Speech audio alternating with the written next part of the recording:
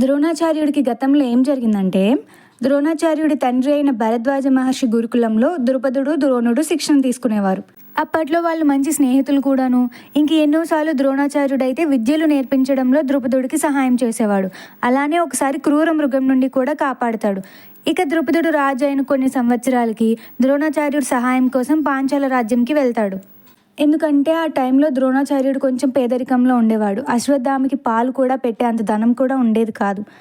కాబట్టి ద్రుపదుడి దగ్గరికి వెళ్తే కనీసం 2 గోవులైనా సహాయం చేస్తాడని చెప్పి వెళ్తాడు. కానీ ద్రుపదుడు రాజు అనే అహంకారంతో ఒక బ్రాహ్మణుడు ఎప్పటికీ నాకు మిత్రుడు కాలేడని, తను స్వయంగా ఎవ్వరి సహాయం లేకుండా విద్య నేర్చుకున్నాను అంటాడు. అలానే సైనికుల ప్రాణాలు కాపాడినంత మాత్రాన మిత్రులైపోరు, కావాలంటే నీకు కావాల్సినవి దానంగా ఇస్తాను అంటాడు. మిత్రుడు అనుకున్నవాడే ఇంతటి అవమానం చేశాడని కోపంతో ద్రోణాచార్యుడు ఇలా ప్రతిజ్ఞ చేస్తాడు.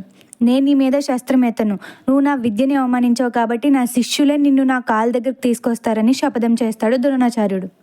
పాంచాలరాజు ద్రుపదుడితో యుద్ధం చేయడం అంత ఈజీ కాదు. మరి ఏ శిష్యులు ఎలా తన శపథాన్ని నెరవేర్చారో తెలియాలంటే ఫాలో ఫర్ నెక్స్ట్ పార్ట్.